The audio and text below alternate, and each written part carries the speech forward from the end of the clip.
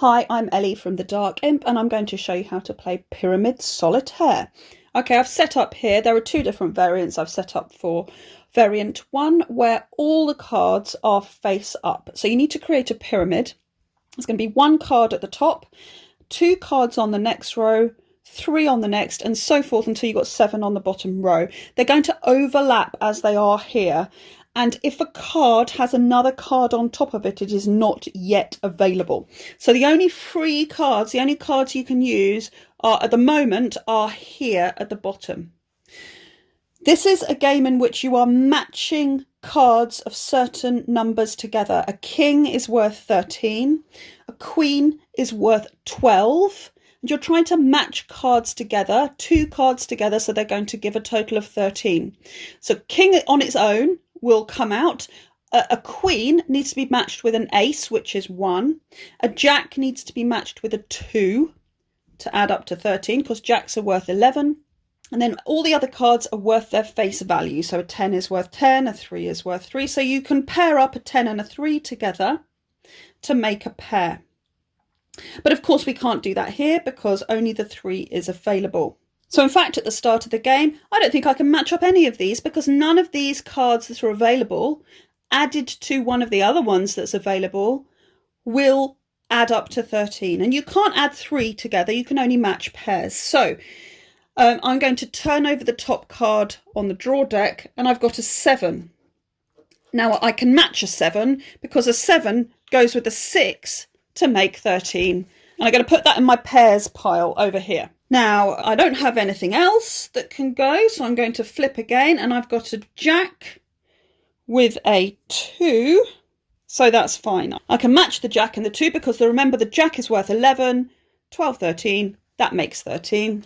Flip the next card, it's a 10. Well, the 10 goes with the 3.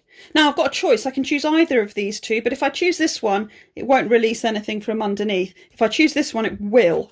And actually, that's going to be really helpful for me. So I'm going to match that 10 with that 3. That gives me 13. And then look, I've got another 10 and a 3 that I can match together because that card became available. There was nothing on top of it. I'm going to match those two together. So I've currently got 3 cards available, the Queen, the 4 and the 8. None of them match with anything. Well, none of them match with each other. Ah, I've got an ace. That's lovely. I can match that up with my Queen. Now I've got these two go together, a 10 and a 3, they go together, a 5 and a 9, okay, the 9 and the 4 go together, look, I'm getting through my pyramid now, 5 and an 8 will go together, and now I have available an 8, a 9, and another 8, and everything else in the pyramid is covered up. I flip the card, nothing, the jack won't go with anything, flip it again. Again, it's the same. And I'm going to keep flipping now until I find something that will go. And the 4 will go. That's absolutely fine.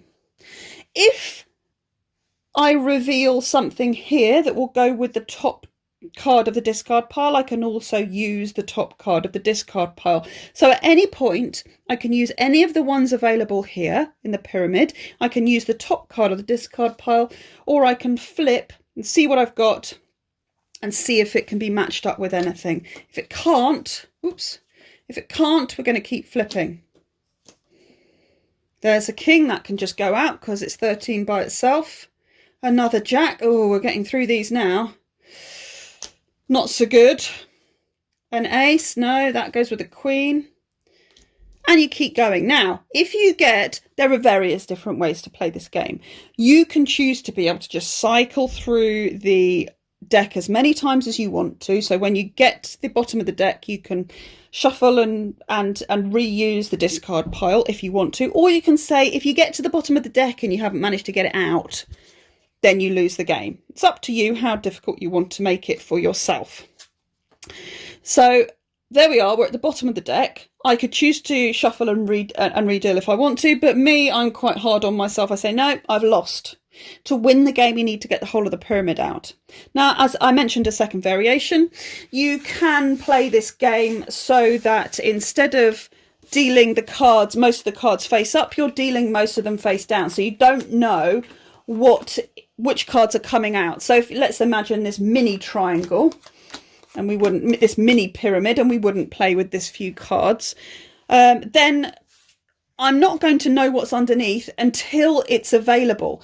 So let's say, you know, I can get rid of that that king, and then if I turn a jack over, I can get rid of this 2 because jacks are 11, and that makes 13. And then this card has nothing on top of it. So now I can flip it, and actually I can get rid of it. But these cards all have something on top of them. They are not free until I've got rid of these 5s. So if I turn over an 8, 5 and 8 is 13, then I'll be able to start getting through the rest of the pyramid. Pyramid Solitaire is a very simple game. It's a patience game, a solo card game, and it's a very easy one to teach children to play by themselves. That's Pyramid Solitaire.